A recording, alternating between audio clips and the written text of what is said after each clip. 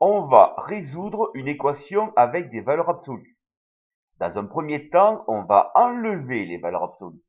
Pour cela, on va utiliser le cours valeur absolue de grand A égale grand A si A est positif et valeur absolue de grand A est égale à moins grand A si A est négatif.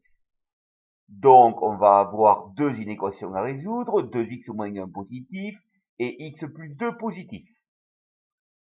0,5 et moins 2 sont deux valeurs qui vont jouer un rôle important. Ça nous fait penser un petit peu à un tableau de signes. Pas tout à fait, mais effectivement, on va faire un tableau. Dans ce tableau, on va y mettre les valeurs pour lesquelles les inéquations ont fait apparaître moins 2 et 0,5.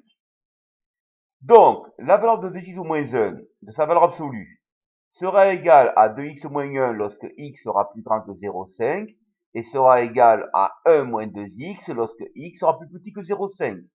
On met ça dans le tableau.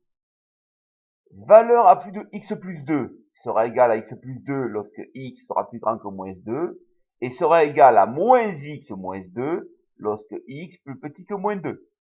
Ça aussi, ça figure dans le tableau.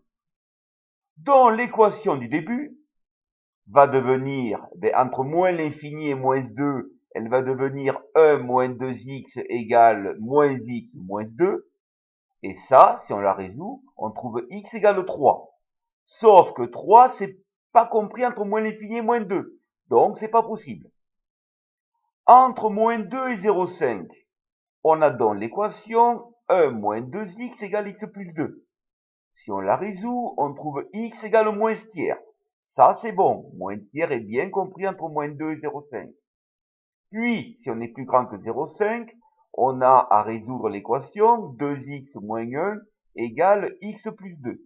On trouve de nouveau x égale 3. Mais ce coup-ci, cette solution est bonne.